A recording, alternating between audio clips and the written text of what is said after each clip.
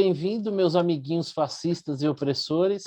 Sempre um privilégio conviver com vocês. Esse grupo aqui tão branco, tão hétero, tão masculino, né? Mas é só um bate-papo entre amigos mesmo. Então a gente não tem nenhum tipo de preocupação. Nós estamos aqui para aquilo que a gente foi talhado no dia em que nascemos. Exercer profundamente a nossa tudologia. E hoje, meu amigo, nós vamos exercer a tudologia. A gente vai de pandemia a Afeganistão. Hoje nós vamos gastar o direito de tudólogos, né? Vamos praticar todas as vertentes da tudologia, desde a tudologia moleque, essa que me caracteriza, né? Até no extremo oposto, a tudologia clássica, né? Embasada, do nosso amigo, meu xará Marcelo Gutermann, duas versões extremas de um mesmo nome. Bom, bem-vindo, Victor, voltando de férias aí, merecidas. Aliás, tiradas num momento bastante oportuno, conveniente, vamos dizer assim. O Sr. Cleveland, né, que não esteve presente no nosso último encontro, infelizmente, o senhor sabe, já deve ter sido notificado pelo nosso Departamento de Recursos Humanos, o quanto isso vai te custar, e ele, né, sempre a nossa última linha de defesa, a bola passa, o jogador não, dá medalhinha para cima, nosso zagueiro central, Rodrigo Delosso. Bom, voltemos às tradições, né? A versão raiz desse encontro que nunca irá se inutilizar, jamais. E, por favor, Victor, os últimos números da famigerada pandemia, que a gente espera que algum dia a gente precise falar mais disso. Eu vou trocar de rede aqui, vou cair e vou voltar, tá? Não tem problema, Xará, o seu lugar aqui sempre estará garantido. Muito bem, com licença. Toda. Acho que seguimos a nossa queda, né? Estamos até ontem, né? No número de hoje, estávamos com quase 4 óbitos por milhão por dia. É uma queda mais lenta do que a gente tinha há 2 semanas. Então, a gente caiu... há 3 semanas caímos 18%, aí a semana retrasada 8%, semana passada 6,5%, mas continua caindo devagarinho. Nesse ritmo, a gente rompe a barreira dos 2, provavelmente no começo de outubro, final de setembro. Então, assim, é um cenário de queda e um cenário de queda consistente, tá? Número de casos, a gente está com 28 mil de média, ou 136 por milhão. É o mesmo número que no meados de novembro. Então, quase o nosso melhor momento, né? E número de óbitos, a gente está no mesmo índice do começo do ano. A grande questão aqui é como que essa variante Delta ela se relaciona com essa nova onda, né? Essa variante Delta tem causado um aumento de casos, particularmente nos Estados Unidos, em Israel e no Reino Unido. E se você olha para esses 3 lugares, na Europa, na União Europeia ainda não chegou, o número de casos está num platô nível baixo. Se você olha para o Reino Unido, o pico de novos casos já passou, eles aparentemente estão num momento estável, e o índice de óbitos bateu 1,3 há 2 semanas, que está igual. Então, assim, 1,3 é muito melhor do que nós jamais tivemos, tá? Então, só para não, ok, é uma população amplamente vacinada. Nos Estados Unidos existe sim uma tendência de subida que não deu sinais de se estabilizar, eles estavam com 1,96 e Israel com 1,44.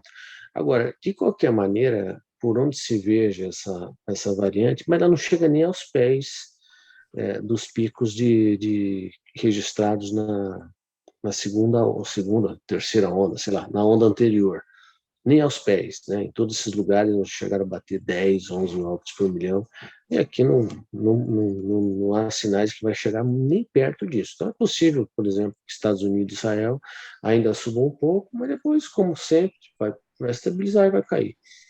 Então eu não vejo muito motivo para muito pânico, tá? Mesmo com essa variante chegando. Obviamente existe a pergunta qual é o efeito dela em países menos vacinados, né? Nós estamos acelerando bem a vacina, mas com 2 vacinas a plena imunização, a gente ainda não tem um percentual tão alto, temos aí uns 22, 23%. Com o tempo nós vamos chegar lá, né? Mas, sinceramente, eu acho que nós estamos já vendo o crepúsculo desse negócio. Eu acho que no quarto trimestre a gente passa a incorporar o Covid como mais uma doença, que eu acho que ela não vai desaparecer e a gente vai conviver com ela para sempre. Os Corona Lovers terão digamos assim, esse afago, que vão poder curtir a Covid para sempre, ela não vai desaparecer. Então, Ufa! então ali, pô, vai ter sempre mortes por Covid, não vai ser uma realidade diferente dessa, eu acho.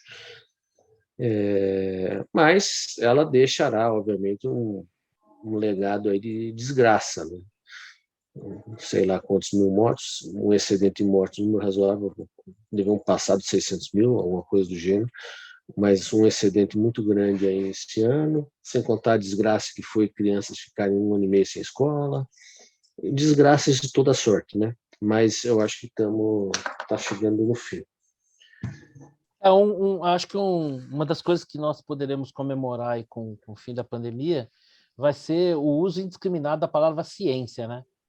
E usar isso para justificar tudo e qualquer coisa. Esses dias eu estava no elevador lá, eu vi uma notícia naquelas monitorezinhos que dizia assim, é que o governo tinha aprovado a partir de agora, o governo do estado, que os estabelecimentos funcionassem das 6 às 24 horas com 80% de ocupação. Falei, meu, ciência pura. Ciência pura, né?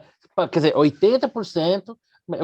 Na verdade, alguém pensou assim: vamos colocar 77,32%, e alguém falou assim: talvez não dê para a gente controlar tão bem assim. Mas eu achei muito legal, 80%. E das 6 às 24 horas. Então, assim, realmente, eu acho que talvez essa seja um dos maiores ganhos. Ô, Vitor, tira uma dúvida minha. Aqui no Brasil, qual seria ainda o pior estado ou o melhor estado, assim? Se é que a gente tem uma discrepância hoje tão grande entre os estados que pudesse chamar assim? Não. A gente já tem vários estados com menos de 2, tá? Eu não tenho a última leitura da semana passada, porque isso às vezes muda, mas o melhor estado é certamente no estado do Nordeste ou do Norte. O Pará, o Acre, o Maranhão, algum desses aí. E os piores estavam entre o Sul, Sudeste e Centro-Oeste. Na época era o Mato Grosso que estava liderando, Mato Grosso e Goiás. Então, assim, o São Paulo também não vinha bem, nem Paraná, mas esses números, como tem muito represamento, então o cara joga num dia, sobe a média, depois passa uma semana, cai a média, tem uma variação, mas não tem mais nenhum estado com mais de 10 por milhão, estão todos caindo, a média do Brasil está em 4, e você tem já alguns estados, alguns no Norte e Nordeste, com menos de 2. Né? Então, a hora que São Paulo começar a cair com mais força, esse número tende até, né? Tem São Paulo e Rio que estavam acima da média, tinham 5 ou 6 por milhão, eles concentram boa população, então se você trouxer esse número para baixo, o número do Brasil cai junto, né? Ô, Vitor, e só mais uma pergunta aí para a gente avançar para o próximo assunto, a não ser que alguém queira aí fazer uma ponderação. Hoje, eu acho que caminhando aí para o fim da pandemia, ao final das contas aí, em que posição que o Brasil ficou numa análise geral, né? Porque em alguns momentos o Brasil era o pior lugar do mundo, aí os Corona Lovers é o pior lugar do mundo, os Corona Haters diziam que aqui era o paraíso. Eu sempre tive uma sensação de que a gente estava ali no meio da confusão. Não, em óbitos por milhão acumulado a gente está mal, a gente vai ficar tá em 8º lugar nesse momento. Agora, o que vale é o excedente de óbitos, né? No final é o que vale. Sim. E aí a nossa posição melhora um pouco. No excedente ela não é tão ruim, ela continua sendo ruim, mas ela é menos ruim quando você olha só para a Covid. E considerando o fato que a gente é da Série B lá, como você havia dito. Mas a gente está na média da América do Sul. Né? Então, assim, a gente é pior, sim, o Peru está pior que nós, mas tipo, se olhar para a Argentina, a diferença é de menos de 10%. Então, a gente está rodando na média da América do Sul, mas estamos sem dúvida alguma, estamos na primeira divisão entre os piores. Tá? Isso é fato. Aqui rolou. Agora, as informações de excedente de óbitos podem trazer surpresas. Né? Então, por exemplo, o continente africano quando você olha os números, aparentemente não se morre de Covid, mas existe um excedente de óbitos gigantesco lá. Então, assim, não está sendo marcado como Covid, mas certamente é Covid, entendeu? Então, lugares onde você tem uma pobreza na coleta de informações muito grande, o Brasil nem é tão ruim nisso, tá? Nós temos até um nível de informação básica bem confiável. Aí você tem um direcionamento errado. Você tem muito mais excedente, que vale o excedente de óbitos. Né? Se morreu 10 a mais por Covid e 4 a menos por pneumonia, deu 6. É isso que conta. É a prova dos 9. Então teve transferências, assim, teve substituição de óbitos, né? E isso, quando você leva isso em consideração, a situação do Brasil ela fica menos ruim. Bom, que E não é aí eu acho alívio que no nenhum, final né? desse não é alívio nenhum, Porque no final das mas eu contas acho que foram vidas perdidas é. aí, quantas famílias aí que perderam seus entes queridos e nós vamos ter que superar isso, mas Agora, muita muito ferida que fica para provavelmente, trás, né? pelas curvas, no quarto trimestre a gente volta para a normalidade na curva de óbitos, ou seja, sem excedentes, por mais que haja ainda óbitos por Covid. Entendi. Tá? Mas já não vai ser algo determinante Não, em você vai escala, ter né? total de óbitos, vai ser a mesma coisa que você esperaria numa situação normal. Bom, não sei se os amigos querem comentar alguma coisa sobre isso. Se não for o caso, podemos passar para frente. Gostaria que fosse um assunto mais agradável, mas pelo contrário, é tão desagradável quanto. Eu, particularmente, tinha uma vã esperança de que o ambiente político pudesse dar uma refrescada com a questão da votação do voto impresso, né? O voto auditável, cada um aí usa o nome que achar mais pertinente, né? E que foi uma votação assim que dividiu o Congresso, né? Não foi uma grande vantagem que derrotou o voto auditável. Mas, ao contrário disso, né, o clima político não esfriou em nada, ao contrário, né?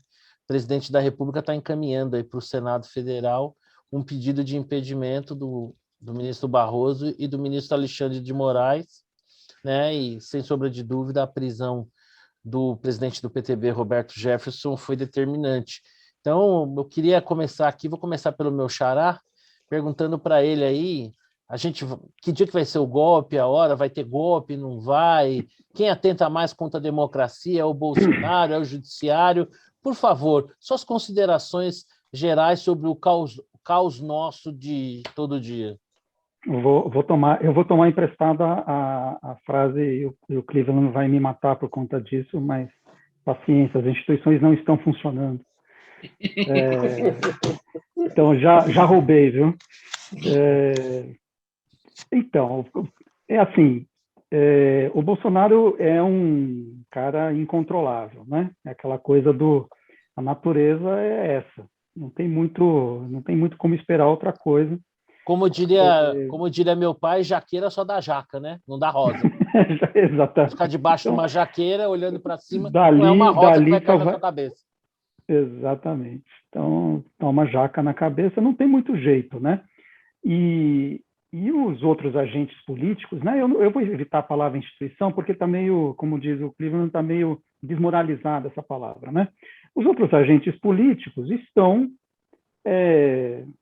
agindo ou reagindo, também o verbo, cada um escolhe da forma como quer, mas o fato é que a interação entre os agentes políticos está muito caótica, muito ruidosa, né? E isso dá a impressão, passa a impressão quer dizer, tem muito calor e pouca luz, né? Você tem muito movimento, muita daquela impressão de bagunça generalizada, mas a minha impressão é que você tem aquela peça do Shakespeare, né? Muito barulho por nada. É muita coisa acontecendo, mas assim, você vai ter as eleições do ano que vem, vai ser eleito algum presidente e a vida vai continuar, né? Não vejo, assim, eu acho remota, posso estar sendo muito ingênuo, chance de ruptura, de alguma maneira, isso tudo é jogo. o Bolsonaro caiu no colo do Centrão, não é um cara absolutamente alheio à realidade, o cara tá fazendo o seu jogo também, né? Claro que ele está vendo, quer dizer, com tudo isso que está acontecendo, a pandemia e agora a inflação e tudo mais, a popularidade dele caindo, ele então fica mais nervoso, né? Ele fica mais inseguro na posição dele e vai fazer da forma como ele acha, a única forma que ele tem, que é criando factoides, enfim. E esse negócio do voto impresso, né, foi bem paradigmático, digamos, de toda essa confusão, porque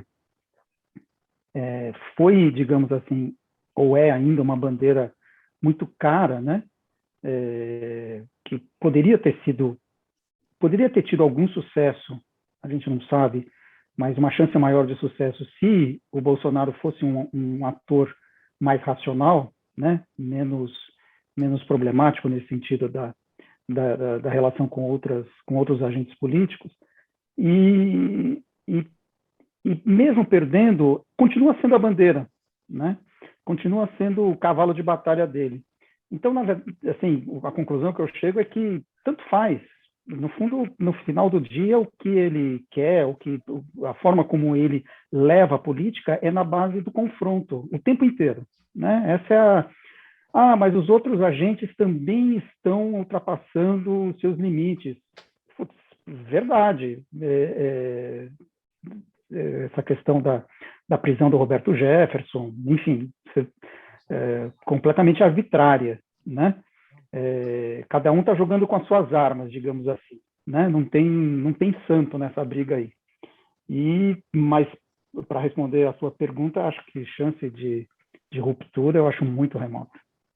Ô, Rodrigão, me diz uma coisa. O Xará, normalmente mais cético, me acalmou um pouco, porque eu pensei, será que vai dar tempo de eu chegar em casa antes de ter o golpe de Estado e tudo, os canhões tomando as ruas, as capitais, as polícias militares reagindo em nome da democracia, em defesa do Supremo Tribunal Federal.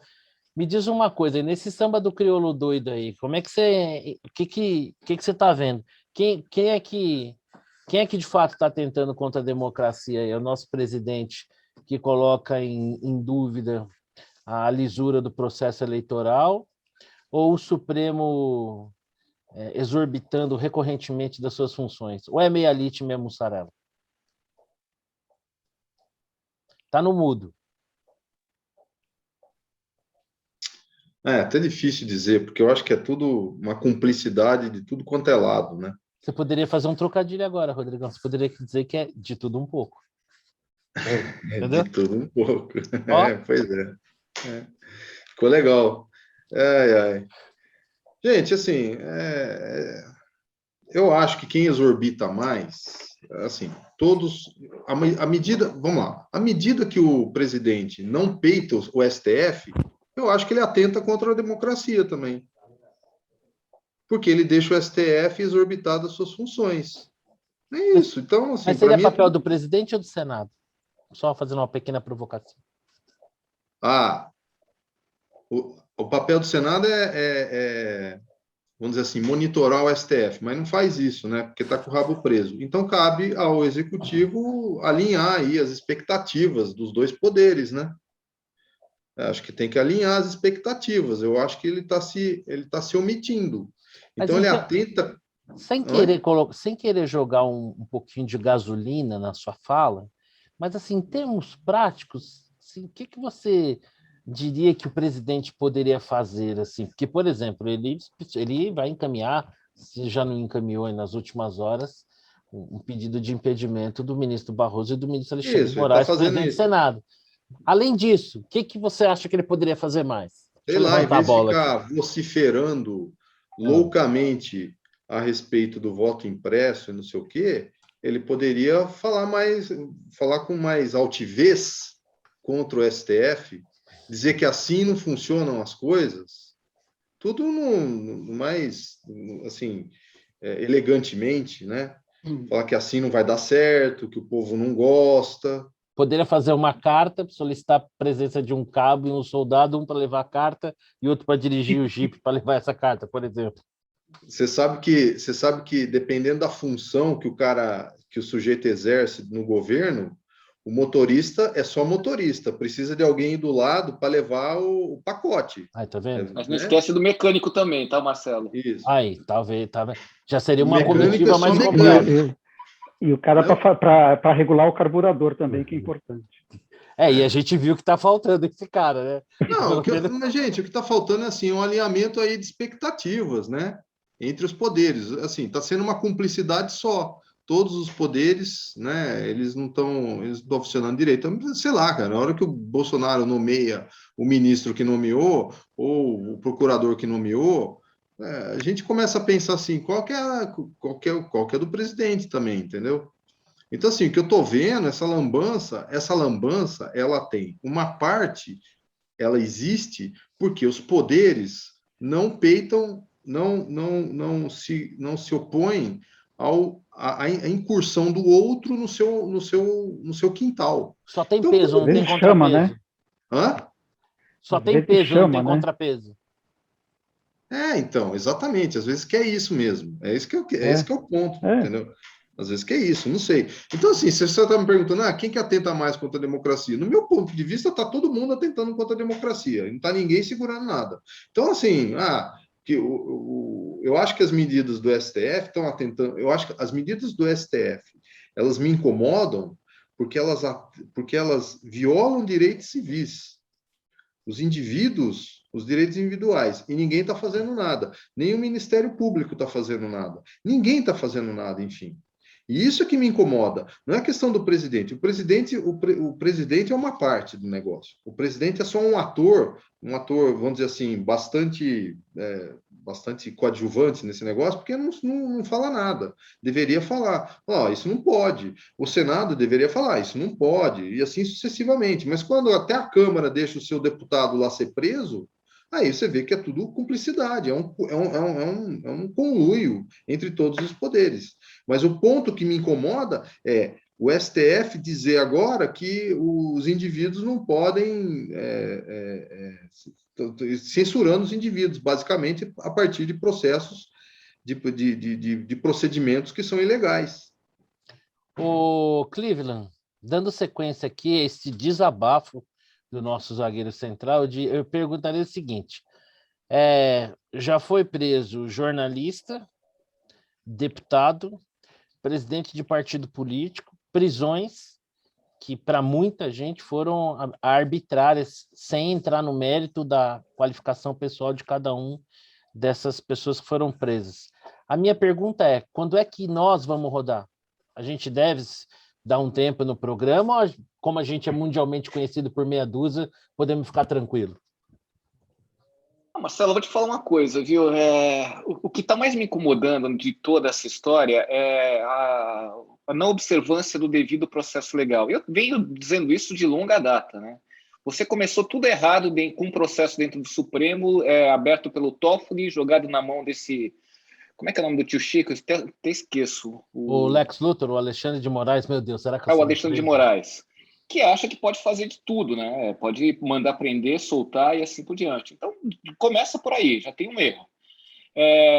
Aí você olha para o outro lado, você atravessa a esplanada, você olha para o outro lado. Aí você tem um presidente que sai vociferando, bota até ministro da Defesa para sair vociferando, que me lembra aquela cena daqueles dois cachorros que estão atrás da grade, um latindo para o outro, a hora que abre a grade, os dois ficam, cada um vai para um canto, quietinho. E o que me incomoda de toda essa história é que são questões, até quando o Bolsonaro tem um ponto para discutir, ele leva para o lado errado.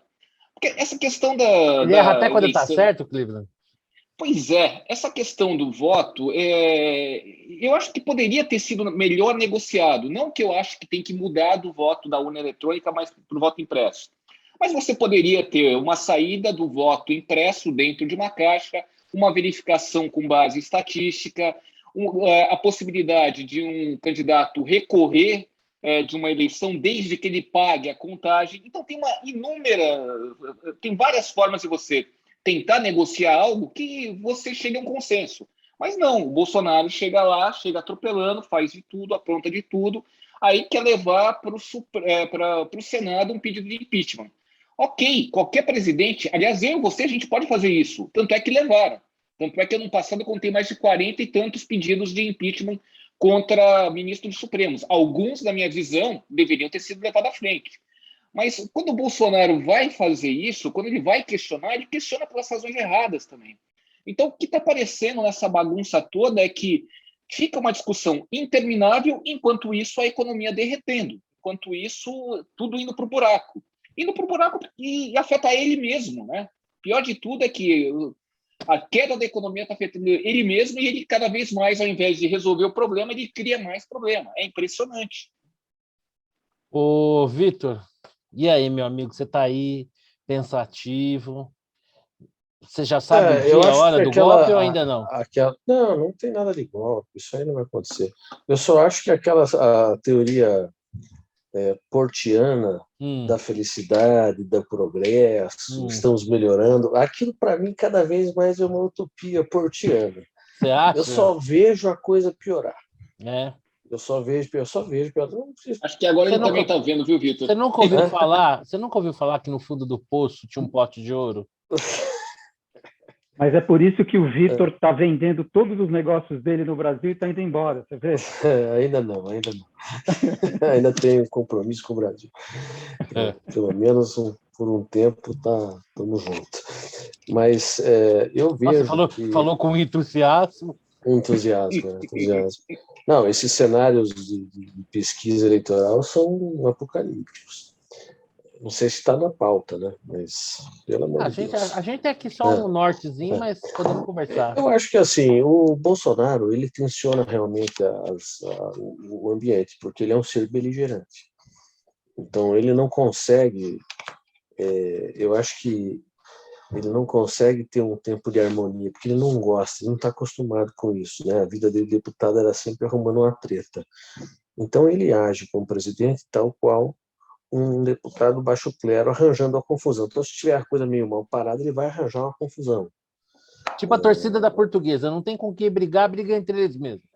Com certeza. O Supremo dispensa comentários. Não é de hoje que o Supremo faz barbaridade. A gente está se surpreendendo com o quê? O pessoal rasgou a Constituição no impeachment da Dilma, mas foi em 2015. Então, eles anularam o julgamento que eles mesmos endossaram por tanto tempo, porque mudou a direção dos ventos. Então, o Supremo é isso que a gente já sabe. E só piora, porque as indicações também do Bolsonaro, que fala mal do Supremo, quando tem oportunidade de colocar alguém novo, ele simplesmente adere ao que já temos com o mesmo perfil. Então, tudo farinha no mesmo saco. Qual é a moral que ele tem em criticar o Supremo, se na oportunidade que ele tem para dar uma oxigenada, ele não faz? Né? Então, assim, é um cenário desolador, eu diria. Desolador. E eu não vejo no horizonte uma situação em que isso se acalme, né? Porque pelo próprio estilo do Bolsonaro ele vai levar essa beligerância até o final e o Supremo não vai arredar o pé, o Senado não vai fazer nada, né? O Senado é absolutamente como Pôncio Pilatos, lavará as mãos, não vai fazer nada, e nós vamos continuar vivendo nesse clima meio que de pé de guerra até novembro, sabe lá até quando, né? Porque sabe lá qual será o desfecho disso. Quando o Pôncio Pilatos lavou a mão, o Barrabás lá se deu bem, né? Será que você está fazendo alguma analogia aí com um futuro possível próximo presidente? Ou não? Pode ser, né? Foi só uma coincidência. Não, na verdade, se a gente estiver aqui no dia 15 de novembro de 2022 para comentar a volta do ladrão-mor da República para a presidência, vai ser um dia fúnebre. Nós estaremos vai ser uma vergonha. Nós estaremos aqui. Será uma vergonha sem precedentes, né? Reconduzir a presidência é um ladrão. Né? Eu tenho certeza. Mas é uma impossibilidade. Eu tenho certeza que nós estaremos aqui, não estaremos com um entusiasmo juvenil, mas acredito que estaremos respirando aliviado. Eu sempre brinco, né, que aquela história do otimista e do pessimista, né, que o otimista ganha o cavalo e reclama, que o cavalo vai dar trabalho, vai dar coice, e eu ganho a latinha de esterco e saio procurando o cavalo. Eu diria que a minha latinha de esterco diminuiu um pouco a quantidade de esterco, que nesse caso talvez fosse um pouco a diminuição do otimismo. Mas eu penso assim, essa história de golpe, né, é brincadeira, né, cara? Estamos em 2021, país continental, totalmente integrado aí, ao mundo, 210 bilhões de habitantes, não tem menor sentido, não tem menor.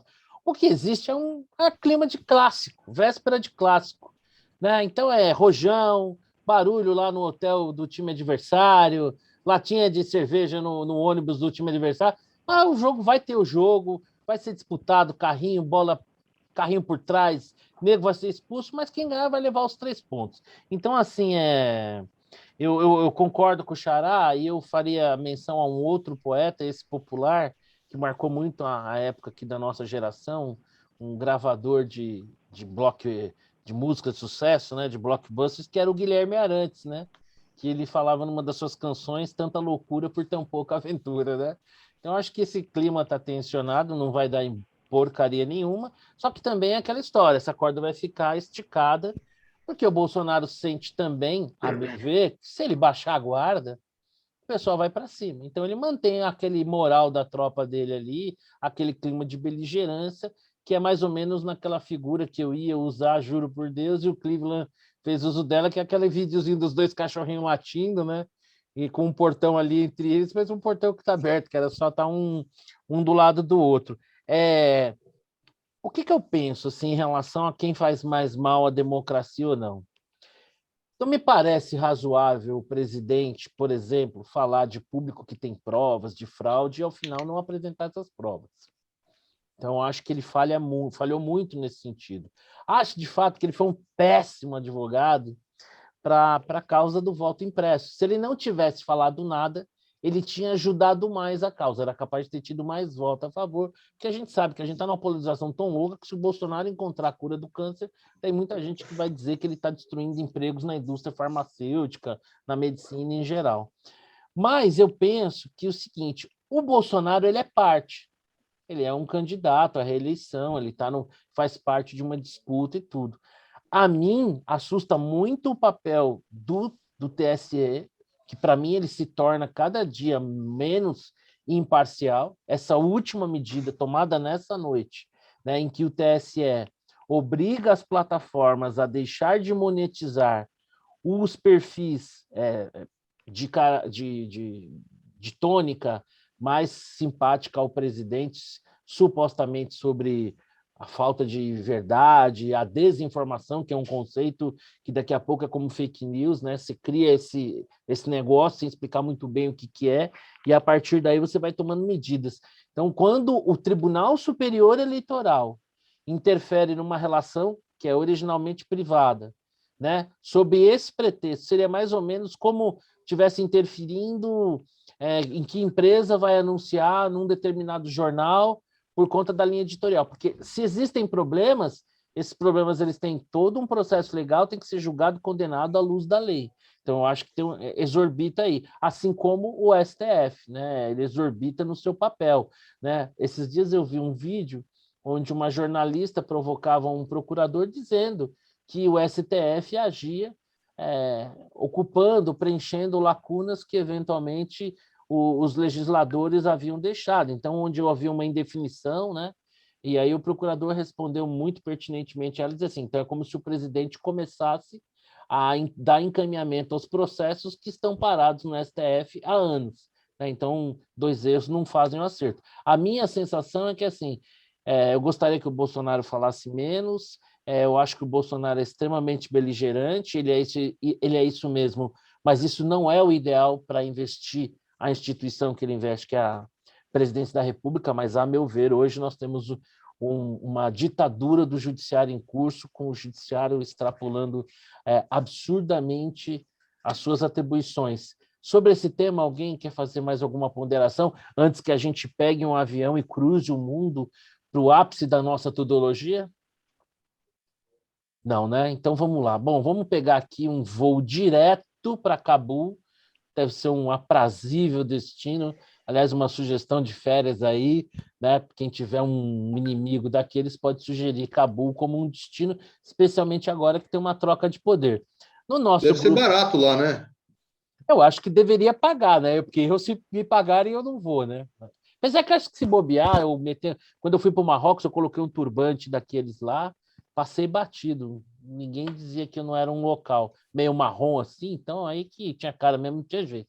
Deixa eu fazer uma perguntinha para vocês aí. A gente conversava no nosso grupo no WhatsApp e o Xará muito pertinentemente, sempre muito feliz nas suas colocações, que eu quero até passar a bola para ele para começar essa rodada aqui. Ele dizia o seguinte: bom, e aí? O que o Biden poderia ter feito?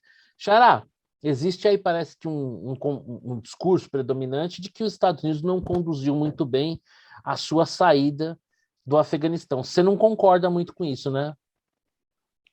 Não, na verdade, só tem uma decisão. É que, do jeito que a coisa está colocada, parece que tem duas decisões. Uma é de sair, e a segunda é de como sair. Eu vejo a coisa de uma maneira só.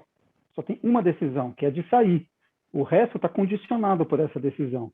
Essa é a impressão que eu tenho, né? Eu até sou sensível a argumentos, né? Então eu vi, o próprio Cleveland comentou, e outras pessoas comentaram na minha timeline, né? Eu coloquei um post hoje exatamente sobre isso. Fazer dizendo, um parênteses, problema... me perdoa eu não ter comentado nada, porque eu tomei um gancho do Facebook. Eu sou um perigo para a sociedade, estou suspenso, só volto amanhã no exercício pleno da minha liberdade. Você tem que tomar cuidado, você tem que tomar cuidado com isso, porque primeiro é o Facebook, depois é a STF que vai atrás de você. Então, exatamente. Acho que isso é um sinal. O algoritmo ele é meio burrão. Eu acho que o Facebook já deve ter notificado lá o Lewandowski. O Alexandre Moraes. Falar, esse cara aqui é perigoso, fica esperto. Mas vocês sabem de quem é culpa isso aí, né? Você sabe quem é o culpado por isso aí? Esse que está fazendo essa cara aí de paisagem, como que não é com ele? O nosso zagueiro central. Por quê? Ele fez uma postagem no Facebook dele, falando que lá na Holanda, o governo holandês preferiu a votação em célula temendo um ataque cibernético. E eu fui cometer uma ironia e escrevi: esses holandeses são os trouxas mesmo, discurso de ódio. Né? Olha, eu contra os holandeses. Imagina se eu vou ter alguma coisa contra um povo que me recebeu tão bem na sua cidade. Foi isso mesmo? Foi por causa disso aí. Eu escrevi lá num comentário, né, que eu deveria até ter colocado entre aspas, quem sabe o burro do algoritmo entendesse que tinha ali uma ironia, mas não. Discurso de ódio, 3 dias de gancho. É isso aí. Vocês estão diante de um marginal. O teu algoritmo foi aquele mesmo lá que bloqueou o meu Teletubb lá por discurso de ódio? Exatamente, é aquele ali. O que é legal é que, assim, no meu mural é um Vietnã, o meu mural, né? Porque os meus comentários são públicos, né? E todo mundo comenta. Então, assim, às vezes eu faço uma postagem lá, vira um pântano, né? As pessoas colocam para fora o que tem de pior.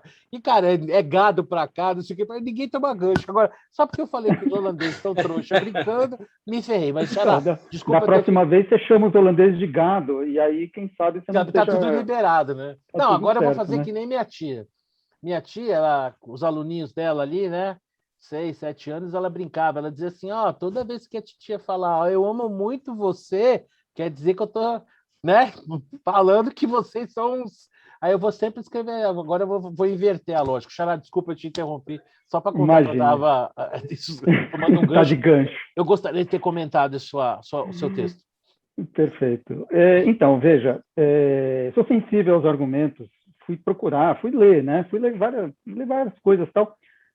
Assim, em busca de alternativas, né? O que poderia o Biden ter feito, né?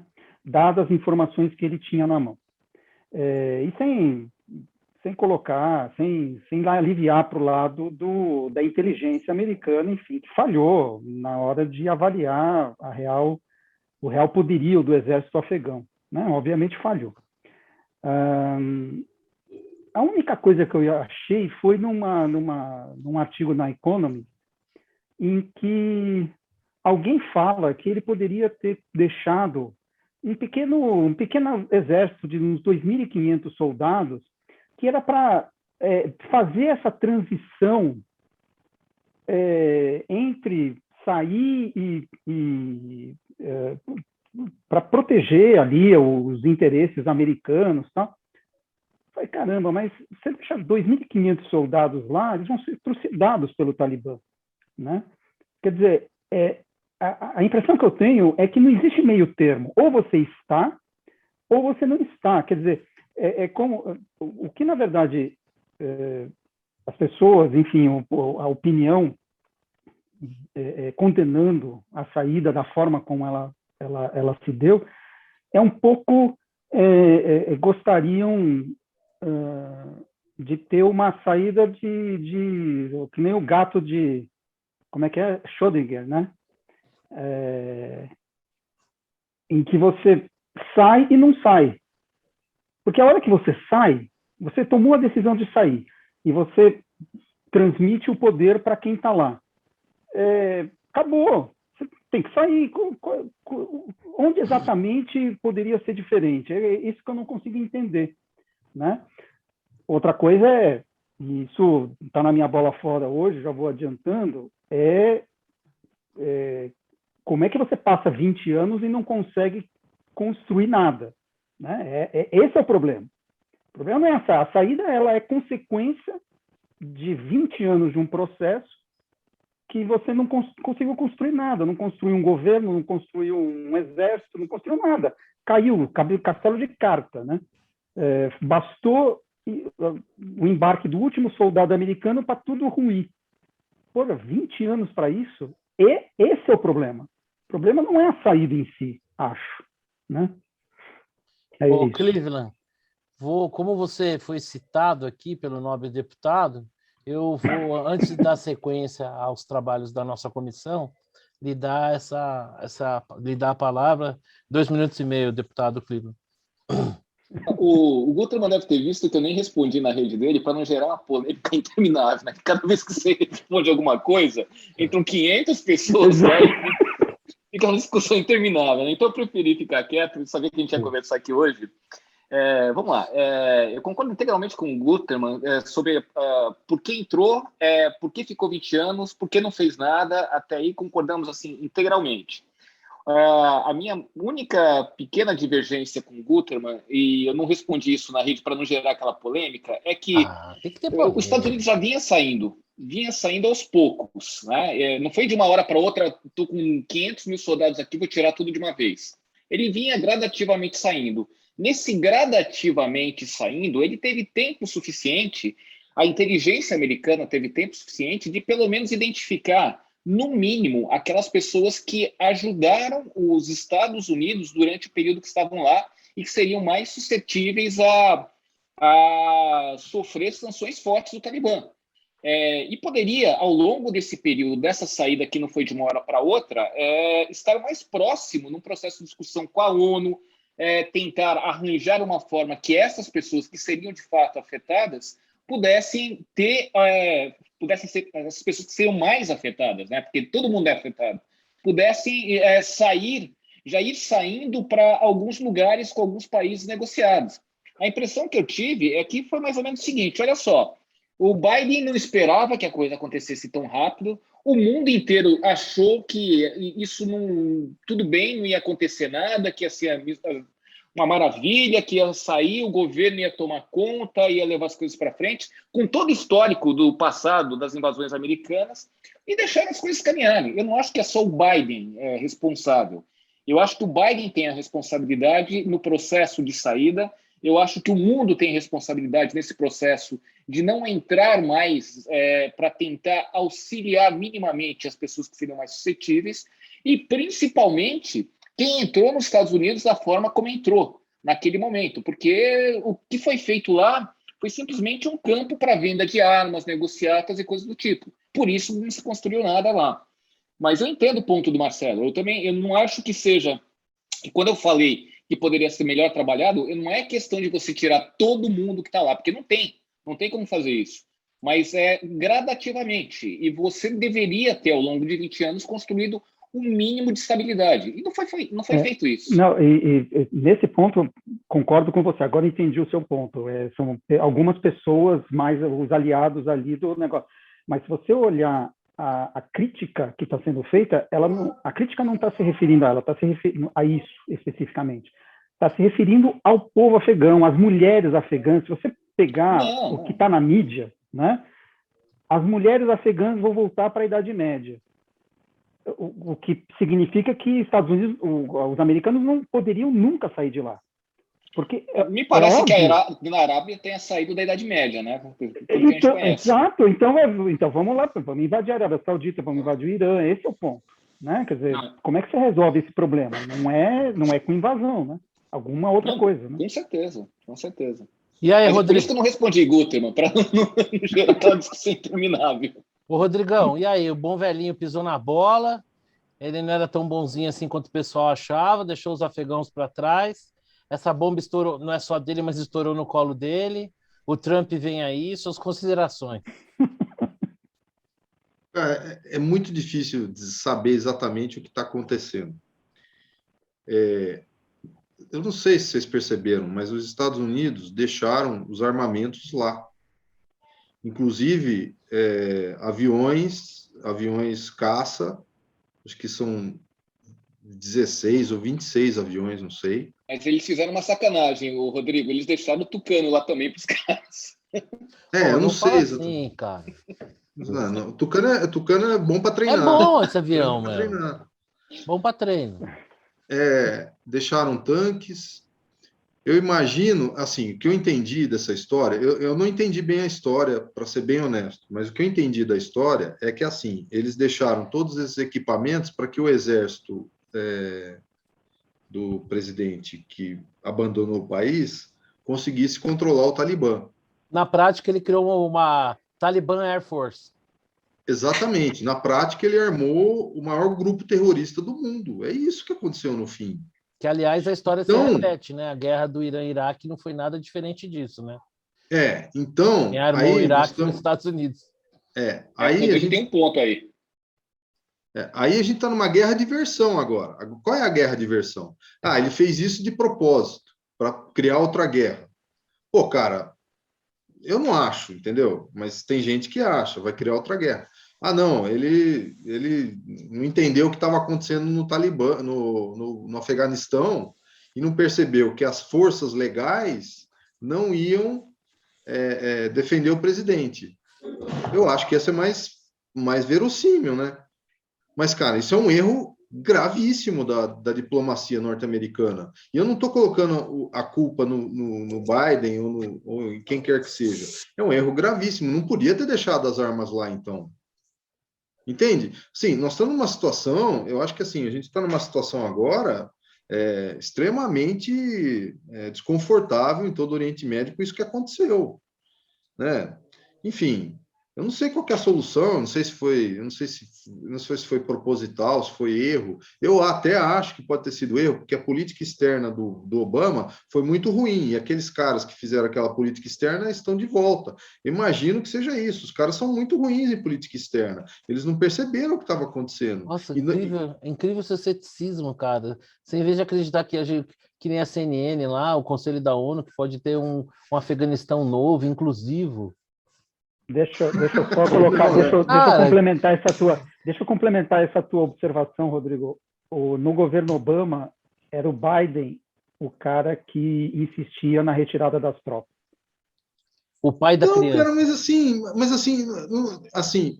eu acho, eu posso concordar que ficaram 20 anos lá, não conseguiram transformar o país. Isso é por causa da cultura. Você veja, uma cultura milenar, você não muda de uma hora para outra, etc. Então, assim, tem um erro grave aí, tem um erro estratégico. Desde o início, não tinha uma estratégia para fazer uma transição para um país democrático, né? Esse que é o problema. Desde o início, isso não havia. Então, essa é a questão. Mas, minha preocupação, efetivamente, é você ter armado o maior grupo terrorista do mundo de uma maneira que você não sabe, com consequências assim, que eu acho meio imprevisível. Eu acho loucura que pode acontecer. Deixa eu complementar isso que você está falando, Rodrigo. Isso porque eu li vários artigos, enfim, na busca, né, da justificativa, e num deles parece que a inteligência americana avaliava de 6 meses a 1 ano a capacidade do exército afegão, o regular, né, com as armas americanas tal, de conter o Talibã. Aí eu pensei comigo, 6 meses a 1 ano, não era para sempre? Porque se não é para sempre, é óbvio que no final... Se não é para sempre, aqui eu vou lutar, né? Assim, se está contratado, mais do que isso, cara, tudo bem, a 0 de jogo, você não sabe que está contratado a derrota, ok. Mas o fato é que quando você arma o exército ali e você já sabe que ele vai perder, porque esse era o horizonte da coisa, da resistência, você já sabe que as armas vão cair na mão do cara. Não, se for isso, é muito mais grave, né? É pior ainda. Então, aí eu fico pensando, será que não tem uma outra estratégia por trás disso tudo? Cara, não é possível os caras achar que armar o maior grupo terrorista do mundo vai funcionar. Vai funcionar para quê? Então tem alguma coisa por trás, é isso que eu não sei responder, não sei o quê. Fazer outra guerra? É uma versão.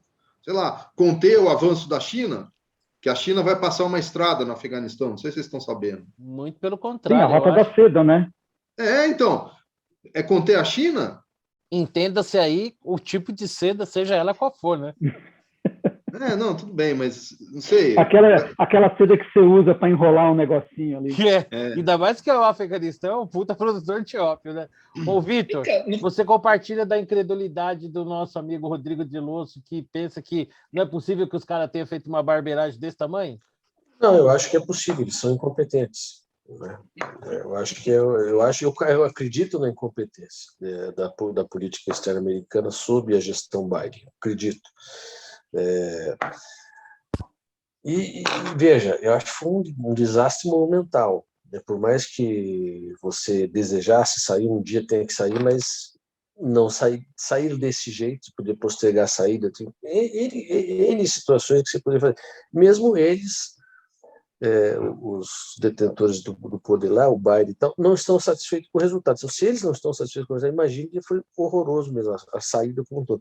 Agora, óbvio, 20 anos de ocupação inócua, eu acho que aqui tem alguns temas a se discutir, porque não iam transformar nunca o Afeganistão numa democracia. A gente esquece que ali na Ásia, naquela região, eles não têm democracia como valor, e ponto, conformem-se, eles não querem. Então não vai transformar o que eles não querem. Não querem, pô. Não vai ser, o Irã não vai ser democracia. Não. Tem uma série de países aqui não vai ser. A Arábia Saudita não vai ser democracia. A China vai ser democracia. Nunca vai ser. 4.000 anos acostumados a ser mandados por alguém com autoritário. Mesma coisa lá. Então essa é uma conversa que já começa torta. Agora, foram 20 anos que poderia ser feito alguma coisa de eliminar esse radicalismo. Não foi eliminado. Então quando você é incompetente depois de assumir uma situação em que há uma ruptura, se você é muito incompetente, aquele que foi jogado de lado, ele volta. Temos vários exemplos, né? Voltou o Macri, voltou os Kirchner, né? Roberto Dinamite voltou ele com Miranda, né? Então assim, meu Deus, isso aí acontece. É muito sofrimento num coração só.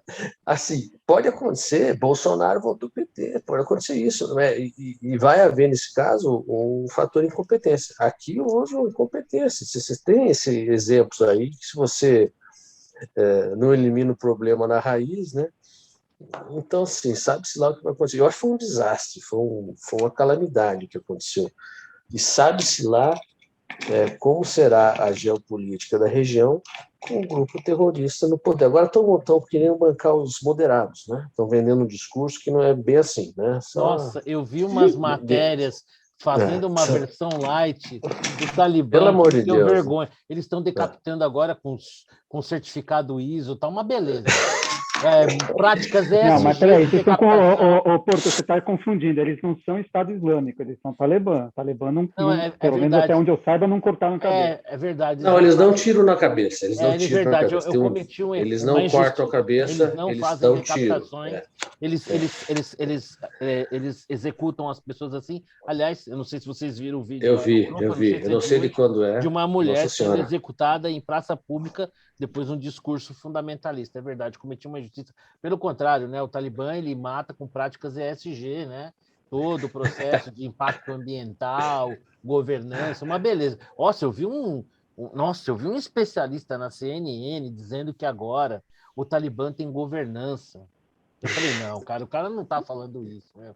Bom, mas enfim, vou dar aqui o meu palpite. Não, deixa eu só complementar Claro. isso que o Vitor falou sobre os 20 anos, e de fato concordo plenamente. Eu sou bem cético com relação a essas a exportação da democracia, né? Não funcionou em lugar nenhum do mundo, não vai funcionar lá também. Eu escrevi sobre isso. Eu desafio, inclusive, a ideia de que eles sejam um grupo extremista dentro do Afeganistão. Para mim, eles representam o pensamento médio do povo afegão. Porque se assim não fosse, seria 20 anos de presença militar seria suficiente para eliminar. É que nem vamos combater o PCC. Você põe lá um exército para combater o PCC, chama o exército americano aqui, vamos combater o PCC. Né? É um grupo criminoso, você vai usar táticas de inteligência policial e vai eliminar. Agora... Basta ver o que aconteceu na Colômbia com o tráfico de drogas, o acordo que o governo colombiano fez com os Estados Unidos, limaram os caras. Limaram os caras. Eu não sei só, mas se eles teriam a maioria ou se eles têm uma minoria representativa e a maioria seja omissa ou pode ser, pouco, ou são porque tem muito de cultura. Veja, eu falo muito das mulheres, né? Esse filme, novamente, o Padman, né? Putz, você aprende muito com esse filme. As mulheres entendem que ela, nesse filme, enfim, eu imagino que um percentual não desprezível da população feminina do Afeganistão concorda que tem que ser dessa maneira. E esse é o ponto, quer dizer, é cultural. Né? Não é que a grande maioria das mulheres está se sentindo podada. Ela nasceu e foi criada dessa maneira. Dessa forma.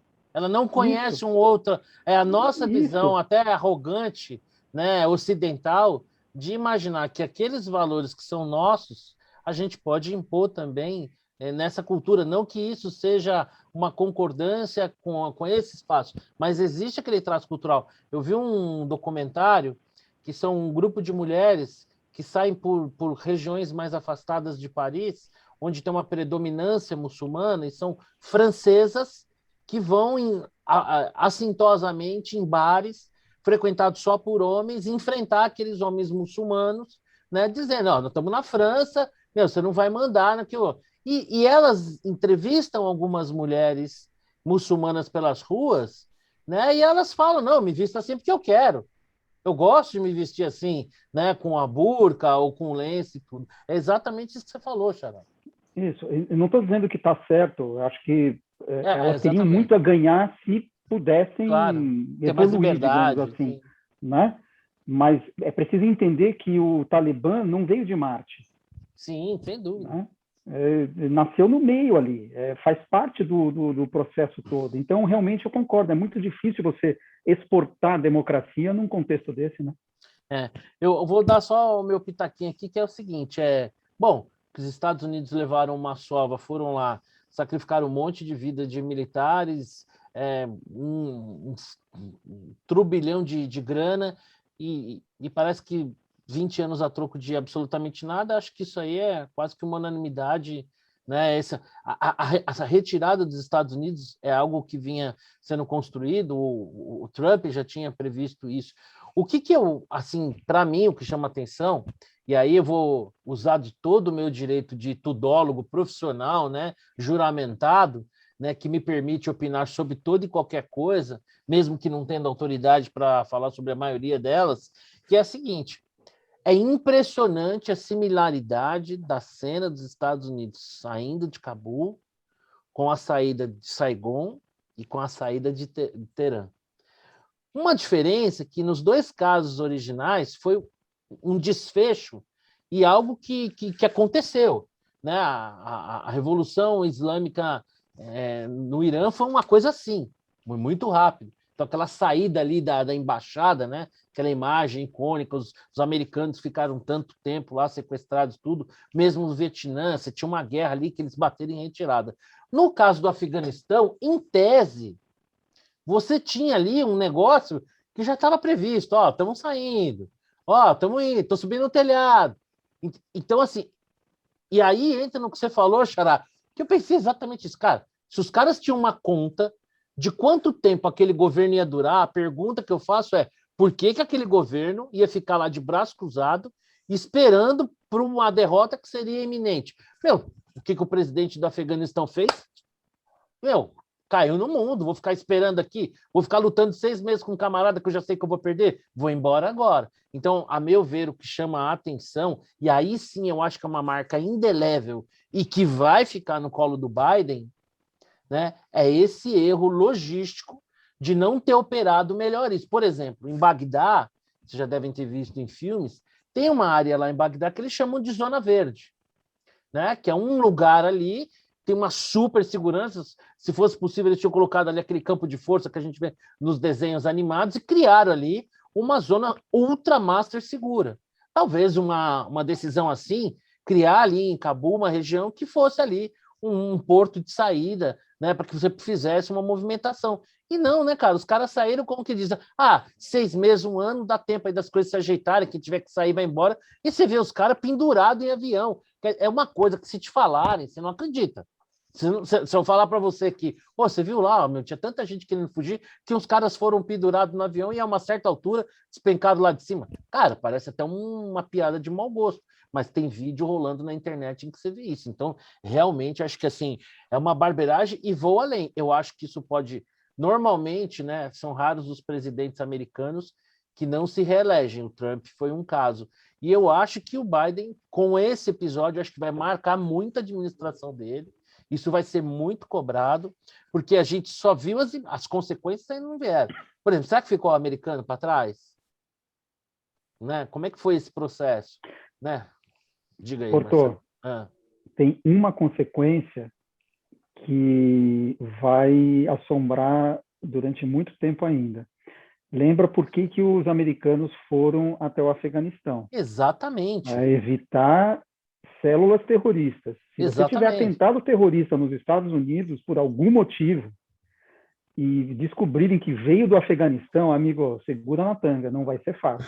No jogo de tênis... Você tem dúvida que vai acontecer isso, Marcelo? Não, com certeza vai acontecer, porque no jogo de tênis, quando você está controlando o ponto, né, você está agredindo o adversário ali, você está cruzando a bola, você está ali no meio da quadra, o camarada correndo de um lado para o outro.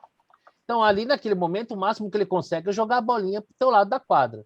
Se a gente fosse fazer essa alusão ao jogo de tênis, enquanto os Estados Unidos estavam ali caçando o Talibã, minando suas forças, de uma certa maneira, o objetivo do Talibã era sobreviver. Agora não mais, eles têm um Estado na mão. Eles têm poderes, eles vendem ópio, eles têm agora uma... Como é que se fala? Um espólio de guerra, né? Então, eu acho que é praticamente inevitável que, tendo uma máquina de Estado novamente em suas mãos, que esse governo esse novo governo talibã, esse novo emirado, vá patrocinar pelo mundo ações, até porque do que seria um revide desse tempo todo de ocupação. Eu não tenho dúvida nenhuma. Eu acho que, assim, posso estar muito enganado, se eu fizesse uma aposta aqui agora, eu acho que o Biden sofreu um golpe duríssimo para qualquer tipo de pretensão, se é que ele vai conseguir, né, completar o mandato dele, se vai ter saúde para isso ou não, porque às vezes parece que ele dá ali um probleminha de mau contato e tal. Não sei se já viram. Ouvi dizer que a Kamala era contra retirar as tropas. Não, estou brincando. Talvez a gente tenha um segundo capítulo aí para a gente ver. Bom, ufa, nossa, falamos... Bom, vamos falar, para mim, como São Paulino, falar de um assunto agora que, para mim, é motivo de orgulho, de alegria, né? Meu time vem enfrentando aí o sistema, né? O VAR sendo recorrentemente usado contra o Tricolor, mas o Tricolor fazendo aí valer o seu melhor futebol. Fomos garfados contra o Palmeiras, né? E também sofremos por conta do nosso goleiro Horácio, né? Mãozinha curta, nem é. Ó. Né? O cara não aquele gol que o Wolf tomou é brincadeira, né? Mas beleza, vamos pegar o porco hoje, vamos classificar lá no Allianz. Tá nervoso ou não? Tá nervoso? Tranquilaço. Palmeiras caiu freguês de caderneta. Arramaram um golzinho lá, o São Paulo dominou o jogo. É que nem o Grêmio, sobramos. O Decano... Deixaram para os 48 do segundo tempo só para dar uma certa emoção. Interesse mercadológico. Não deixar cair a audiência, não desvalorizar a mensagem comercial ali, só por conta disso. Esse negócio, Série B, esquece. Já estamos no meião ali, mas 2 rodadas, isso aí é assunto passado. Temos que focar, é Copa do Brasil e Libertadores. Vamos passar pelo Palmeiras e vamos avançar na Libertadores. Agora, Vitor, é o seguinte, cara, nós ficamos aí 2 semanas sem a sua presença, e na última vez... Inclusive, eu vou ter que dar minha participação, depois vou ter que sair. Mas isso, então é uma presença... Eu aceito esse convite de falar agora. Isso, exatamente. Então, assim, para que a sua passagem não seja breve, como foi na última semana, que a gente não pôde explorar todo do seu potencial, eu gostaria de passar a palavra para ter algumas considerações sobre o seu Vasco da Gama. Como é que Sem considerações. Um fiasco, não vai subir. Já jogou a toalha, Victor? Acabou mesmo? Já. Acabou. Você acha time vagabundo, Desculpa, safado. não quero que soe como provocação. Não é essa a ideia. Só para a gente entender como é que você, especialista no tema, se posiciona. Consegue permanecer na Série B? Não é problema. Não, tranquilo. Não, isso não existe. Quanto a isso, podemos ficar tranquilos. Não, tranquilos. Mas assim, você poderia fazer essa pergunta com o Cruzeirense, ele teria dificuldade em responder. Mas o Vasco vai terminar em 7º, 6º, uma posição vergonhosa dessa aí. Teremos a companhia do Grêmio ano que vem, né? Já está carimbado. O que dependeu da gente, né? Fazemos votos que venha mais um time grande, que eu acho que tem espaço para mais um. Um tricolor, né? Um tricolor. O Fluminense tricolor carioca como é que tá o Fluminense? Mal. O Fluminense tá mal. Beleza. Aliás, seria justo, né? Um resgate de uma dívida histórica. Então, pagar. Eu acho que uma segundona com 5 dos times mais tradicionais, né? Você tem 12 times, né? Os 4 do Rio, 4 de São Paulo. Não necessariamente são os melhores, né? Mas são os que têm mais tradição. As tradições não vale nada. Mas você tem desses 12 times, você já tem 3 na segundona. Tem 3 já, tem o 4º, que é o Grêmio, que vai pedir música no Fantástico, vai cair pela 3ª vez, e temos vaga para mais um. Temos vaga para fazer uma segundona com 5 dos 12, vai ser um torneio fantástico. Olha, o futebol já conformado que nós vamos subir, eu passei raiva, fui ver, apareceu na televisão Vasco e Remo, que vergonha, que time safado. Então, assim, joguei a toalha, não dá. Mas e a chegada do Lisca, Vitor? Não adianta. Deve ter cabeça de bode enterrada no campo, não é possível. Você tem tanta amargura nas suas palavras que me... Mas, assim, eu quero ver essa segundona forte. Então, com 5 times, estou torcendo para cair o Grêmio e mais um. Que seja o Fluminense, São Paulo, esses times de 14º para baixo. Desculpa, Vitor, deixa eu te falar uma coisa. Sim, o futebol já me proporcionou todas as emoções. Já me deu muitas alegrias, já deu tristeza. Perdemos um campeonato brasileiro por seu time, jogando em casa, mataram a final na primeira partida com 1-0, gol do Bismarck.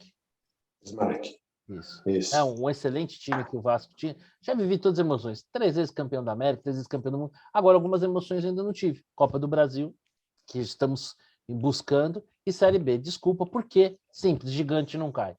Então, esquece isso aí. Rodrigão, tá? Só com isso me despeço, depois desse relato sombrio, eu vou ter que ter um compromisso agora às 8, então eu não vou poder mais... Foi um prazer tê-lo aqui. Infelizmente, o senhor sabe... Agora eu vou monitorar esse jogo de hoje para ver se... Trocaremos impressões ainda, até o final da noite. Lamentamos essa abreviação da sua passagem por aqui. Claro que o senhor será notificado pelo nosso departamento pessoal. Vai ter um breve descontinho, nada muito, 10, 15 mil dólares, mas está tranquilo. Beleza. Falou, pessoal. Um abraço. Valeu. Tchau. Ô, Rodrigão, diz uma coisa. Você está otimista que nem eu? Nós vamos atropelar a porcada hoje? Vamos abrir a temporada de caça dos porcos? Ou você está mais... Não, eu acho que a gente vai atropelar e vai ser com a gente tem que compensar o que estamos passando a mão no São Paulo, né? Sem dúvida. Então, vamos lá, né, na arena e vamos impor o nosso futebol, né? Um futebol, Futebol arte, futebol moleque, né? O futebol tradição, né? Quanto o Grêmio a gente... Em uma palavra, o futebol crespo. Isso, exatamente. Futebol crespo, Crespismo, né? A nossa religião atual. Isso. Não, mas vamos lá. Vamos lá. Eu estou contente, assim, também na Copa do Brasil, acho que a gente tem bastante chance, né? Eu acho que assim, é mata-mata, cada jogo é um, né? Que nem Campeonato Brasileiro, que realmente, por conta das nossas prioridades, nós relegamos aí a um segundo plano, vamos chegar ali na Sul-Americana e olha lá. O Xará, antes de falar com o nosso Nostradamus aí, né? O Cleveland, que comemorava efusivamente a contratação do Renato Augusto, que deve ter visto o comentário dele e fez um baita de um golaço, e o Santástico? Estamos na meiuca, né? Como sempre. Não tem muita novidade, não. Conseguimos um empate heróico com Fortaleza, fora de casa. Fortaleza está muito bem no campeonato. É daqueles pontos que fazem a diferença no final, né? Evitam você cair para a segunda. Eles perderam 2 e vocês ganharam 1. Exatamente. E então é isso. A Sul-Americana, a gente conseguiu uma vitória no último minuto também. O que é legal no seu caso, com ele, aquele que nós nunca falamos o nome, é que vocês em nenhum momento se sentiram ingênuos o suficiente para achar que chegariam a algum lugar. Então o ódio, ele é menor. Você passa aquele nervoso, aquela saída de bola, você passa nervoso. Mas aquilo não é transformado naquele ódio mais puro, porque você não alimentou nenhum tipo de ilusão. Mas ainda falaremos sobre ele, aquele que não falamos o nome. Eu quero chamar a atenção para esse goleiro chamado João Paulo. Esse cara ele tá salvando o time. É impressionante. Porra, meu. O cara faz milagre. Tá fazendo. Eu não sei se é uma fase, mas assim, é impressionante. A colocação dele e as defesas que ele tem feito é um negócio assim impressionante. Eu tô impressionado. Me lembra em alguns momentos do Rodolfo Rodrigues, você lembra dele, né? Não está exagerando um pouco, Xará?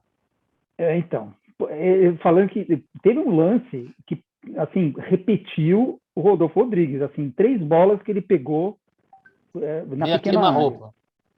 Meio a queima-roupa. Então, não sei se é uma fase, todo jogador tem a sua fase, né? Vamos ver como é que, mas de fato, o cara tem feito a diferença e tem salvado o time. Bom, Cleveland, você não manifestou muita alegria com a contratação do Renato Augusto. Parece que ele ouviu aí as suas palavras, né, duras em relação a essa contratação e respondeu fazendo um belíssimo gol. É aquela sensação gostosa de que ainda bem que ele calou minha boca? Fácil. Ainda bem que ele calou minha boca 2 vezes, porque além de fazer o gol, no pouco que ele jogou bem. Então, é uma esperança, mas eu prefiro esperar mais ainda para ver até onde esse negócio vai, né? Porque o meu time tá numa draga financeira que não nós tem estamos tamanho, tudo na né? meiucona, né? Não tá nas cabeças assim mesmo, né? São Paulo agora vai disputar com o Palmeiras, acho que passando aí a Libertadores dá uma aquecida. Eu acredito que vai passar. Eu ia falar uma coisa aqui do Corinthians. Bom, mas beleza. Vamos tocando a vida aqui. Chegamos aqui à nossa reta final e eu queria ver se alguém conseguiu achar uma bola dentro de alguma coisa, que é para eu poder dividir, confesso, plagiar. Eu vou dizer assim, puxa, eu tinha pensado isso também, mas eu não consegui. Eu achei. O que é? Eu também, eu tenho uma bola dentro. Então vamos começar aqui pelo Cleveland. Cleveland, suas considerações finais. Minha bola dentro é o Renato Augusto. Fez um puta golaço, então você pode utilizar também a minha bola dentro, sem problema nenhum. Legal. Eu não me importo, tá? Tá bom. A minha bola fora vai pro Bolsonaro. Não, eu tento não fazer isso, mas ele não consegue. Ele não consegue, com tanta coisa no Congresso para ser aprovado, a reforma tributária virando água, uma bagunça, uma confusão, uma reforma administrativa parada, com tanta coisa, ele fica se preocupando com detalhes de voto. Então, a minha bola fora vai para ele, a crise estourando, inflação correndo solta, os juros futuros explodindo, e o cacete A4, e ele...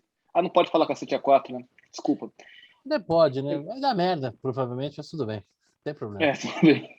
Mas nosso querido presidente, ele resolve comprar briga e deixar sei lá, Roma pegando fogo, enfim. Alguma dica? Só uma dica rápida. Lupin, eu não tinha assistido a série. Estou gostando muito da série. Muito bom. Muito bom. É boa. E aí, Xará, é com você. Sua bola dentro. Deixa eu compartilhar aqui. Claro, peraí. Acho que tá liberado, não tá não? Tá, não. Então pode ir. Peraí. Então, minha bola fora vai para os presidentes americanos dos últimos 20 anos que construíram esse desastre com muita perseverança que aconteceu no Afeganistão, já conversamos sobre isso. A minha bola dentro vai para vacinação. Eu comentei isso no meu perfil, eu tive nesse fim de semana na virada da vacinação, apesar de toda a confusão, mas mostra... Aliás, programinha de indígena, né? Será que pode falar? Pode falar programa de índio, né? Não, vamos dizer que foi um mico, pode. Vai. Não foi programa de índio, foi um mico. Então, mas veja só, você tem que olhar o lado bom. Foi uma oportunidade de convivência com os filhos. Foi o que você fez. Um olhar generoso naquilo que poderia ser algo ruim, você transformou em algo bom. Foi bem aparelhado, tinha um seriadinho no carro. Exatamente. 6 horas de carro, Xará? 6 horas cronometradas. Nós começamos na fila às 9 da manhã, às 9 da noite, e foram tomar vacina às 3 da manhã. E depois disso, passamos no McDonald's, que ninguém é de ferro, né? Então, foi uma noite perfeita. Laricaça no high, né? Exatamente. Você já está, né, naquela fome já está acordado, né? Então, passamos no Mac para coroar a noite, a madrugada. 2 clássicos por R$16,90, sandeizinho, pá. É isso aí.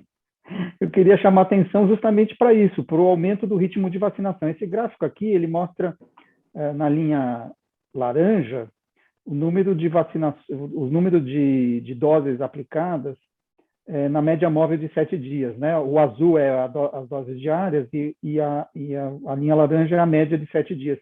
Então, nós batemos 1.800.000 de doses. Lembra quando a gente falava no início que era importante passar de 1 milhão?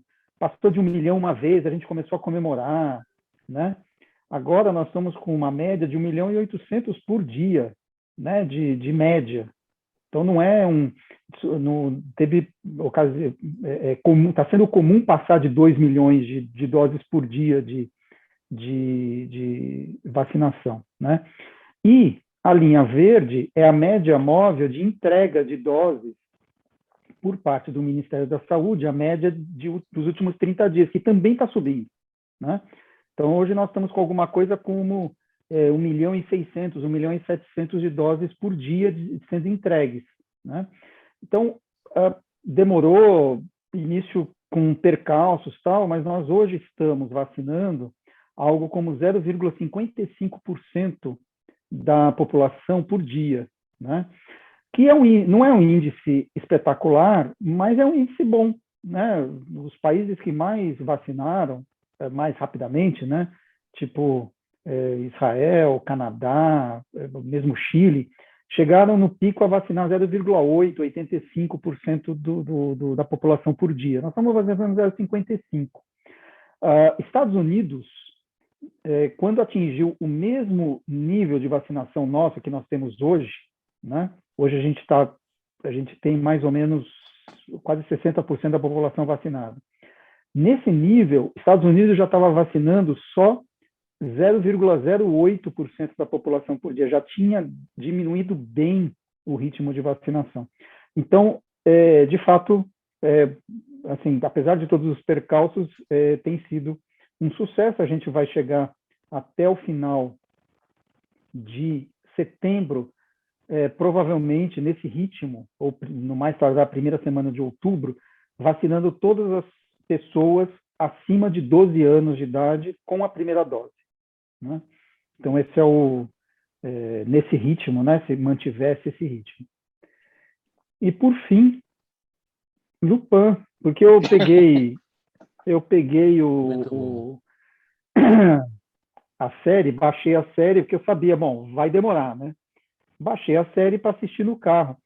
E assim, a gente parecia que estava na Europa, né? Porque você assistindo a série no carro, tal, ninguém nos assaltou durante 6 horas, esperando na rua. Então eu me senti na Europa, assim, putz, tranquilo, sem problema nenhum, assistindo Lupin, assisti toda a primeira temporada, né? Numa tacada só. E recomendo fortemente, espetacular, muito bom mesmo. Mas você não jogou o carro em nenhuma pirâmide, né? Não joguei. O meu carro não era uma Ferrari. E aí, Rodrigão, quais são as suas considerações finais? Lupin é muito bom. A bola fora ia para o Biden, mas eu acho que nem preciso dizer, o Guterman aí botou a bola fora para todos aqueles que merecem essa bola fora e que chegamos nessa situação, todos esses presidentes. Eu concordo plenamente, não poderia ser diferente. Outra coisa que, para quem gosta de Afeganistão e quer ficar entretido... Eu não gosto de Afeganistão. Espera um pouquinho. Para quem deu um pequeno problema. Quem é curioso. Dizem que Alexandre o Grande gostava, né? Não. Mas assim, para quem gosta de Afeganistão e quer ficar entretido, eis a minha dica. Homeland. Homeland é um seriado, acho que tem 8 temporadas, uma série com 8 temporadas, já acabou, né? Acho que se é 6 temporadas, 8 temporadas, já assisti inteiro. Muito boa. E fala muito de Afeganistão, o que acontece lá, o que deixa de acontecer. Vale a pena. Para quem ficou interessado no que acontece no Afeganistão, é uma boa dica. Então, essa é a minha dica de hoje. Bom, meus amigos, chegamos aqui ao fim. A minha bola fora vai para essa atabalhoada saída americana do Afeganistão, né? Que ela é o bolo na cereja, né? Não, é a cereja do bolo, melhor dizendo, de uma coisa que começou errado e terminou pior ainda. Mas eu vou dividir essa bola fora também, já que o Cleveland colocou uma parte da bola fora no presidente, eu vou colocar a parte que compete ao TSE e ao STF. Eu acho que a gente vive um momento muito preocupante, essa ingerência do TSF tentando inviabilizar esses sites, para mim é algo bastante assustador. Então a minha bola fora é essa. Bom, a minha bola dentro, não tem bola dentro, acho que o que Xará apontou em relação ao avanço da vacinação, bem legal. Agora eu tenho uma dica diferente. Normalmente a gente vem aqui compartilhar com essas centenas de milhares de pessoas que não nos veem e com algumas que nos veem, algumas dicas, né, daquilo que a gente viu e gostou. Então eu não vou dar uma dica, eu vou prestar um serviço de utilidade pública. Somewhere Between. Tá sendo uma chamada lá do Netflix. Não assistam. Não percam seu tempo. Não assistam sob hipótese alguma, não percam seu tempo. Vão fazer qualquer outra coisa. Sei lá, tentar embrulhar uma bicicleta dobrável, um guarda-chuva aberto, vai dançar coladinho com a mamãe, que não tem a menor graça, né? Você dançar música lenta com a tua mãe, vai fazer qualquer coisa, entendeu? Mas não assiste esse seriado. Não pode dar spoiler. Não, eu vou dar spoiler. Claro que eu vou. É prestação, é utilidade pública, né? Bom, tem lá uma situação, a criancinha morre. Porra, a criancinha morreu e tal, a mãe vai se matar. Ao mesmo tempo que ela vai se matar, um outro cara também é jogado no lago, o cara escapole, salva a mulher ali e tal. Eles saem daquela situação e eles voltaram no tempo uma semana. Então, eles tentam evitar que aquilo se aconteça. Se vocês souberem a explicação para aquelas duas pessoas terem voltado somente elas no tempo, se alguém souber, por favor, marcelo.porto@ion.tour.br, eu vou ficar grato, porque foi assim, pensa no final de Lost, que foi uma bosta, né? Aí você pensa numa série que é uma minissérie, e os caras conseguiram fazer uma porcaria. Então, fica aqui o serviço de utilidade pública. Se vocês não tiverem nada a fazer, vão ler um livro, durmam, vão caminhar, mas Como é que é o nome mesmo? Somewhere Between. Somewhere Between. É terrível. Não assistam. Isso, sim, sem contar as sofríveis atuações, tá? Não vou me aprofundar nisso aí, tá? Mas, assim, horrível, não assistam. Bom, meus amigos, mais uma vez nos encontramos. Dessa vez aqui, se eu não estiver enganado, foi pela 64ª vez. A partir da próxima reunião, a gente já vai começar a poder entrar lá com carteirinha de idoso, né? Já vamos completar os 65, mas não deixa de ser um prazer sempre estar encontrando com vocês aqui, colocando papo em dia e conseguindo rir um pouco, né? Mesmo diante de tantas adversidades. Um abração para todos, até semana que vem. Tchau, tchau. Até mais. Valeu, Tchau, tchau. um abraço.